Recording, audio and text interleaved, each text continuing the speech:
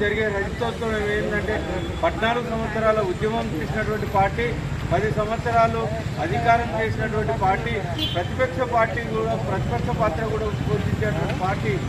ఈ రజతోత్సవం అనగా 25 సంవత్సరాలు పూర్తి చేసుకున్నటువంటి ప్రాంతీయ పార్టీ ఎంతో ఉత్సాహంగా ఇప్పుడు ప్రతి ఒక్క పల్లె కానీ, ప్రతి ఒక్క తండా కానీ, ప్రతి చిన్న గ్రామ పంచాయతీ కానీ ఉవ్విలూరుతూ కేసీఆర్ను చూడాలి, కేసీఆర్ దిశానిర్దేశం విని పార్టీని బలోపేతం చేయాలనే ఉద్దేశంతో ఏం చెప్తాడో అనే దాదాలాడుతూ ఉన్నారు.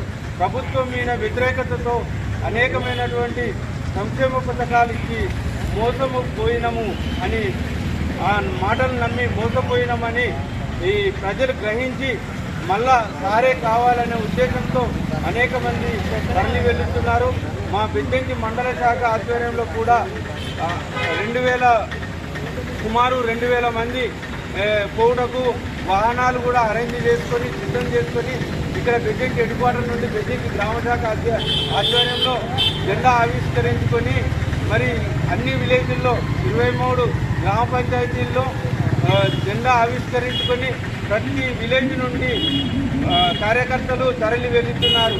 ఈ సభను చర్చ చేయాలని కోరుకుంటూ ఈ అవకాశం ఇచ్చిన విజయ్ రామచంద్ర ధన్యవాదాలు.